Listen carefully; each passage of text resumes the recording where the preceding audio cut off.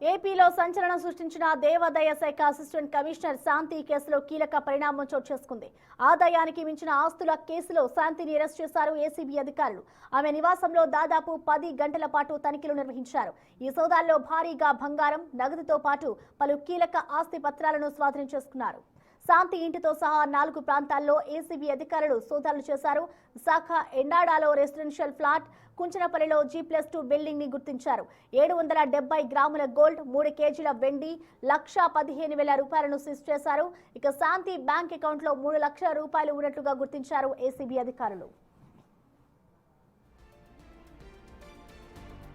అదే గత వైసీపీ హయాంలో అప్పటి ఎంపీ విజయసాయిరెడ్డికి శాంతికి సంబంధాలు ఉన్నాయంటూ ఆమె మాజీ భర్త మదన్ మోహన్ రెడ్డి సంచలన ఆరోపణలు చేశారు.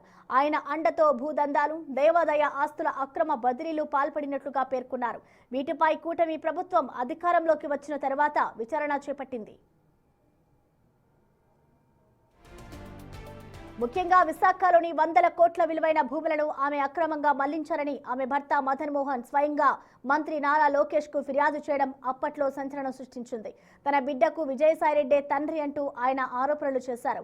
ఈ క్రమంలో 2024 జూలై 2న ఆమెపై సస్పెండ్ వేటు పడింది. విచారణలో భాగంగా ఆమెపై మొత్తం 15కు పైగా అభియోగాలు నమోదయ్యాయి.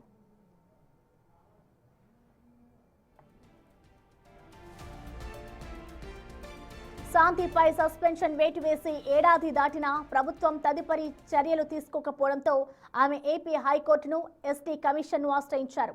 ప్రభుత్వ నిబంధనల ప్రకారం తగిన కారణం లేకుండా ఒక ఉద్యోగిని ఏడాది కంటే ఎక్కువ కాలం సస్పెన్షన్లో ఉంచడం చెల్లదన్న ఆమె వాదనతో ఏకీభవించిన హైకోర్టు సస్పెన్షన్ పై పునః సమీక్ష జరపాలని పేర్కొంది.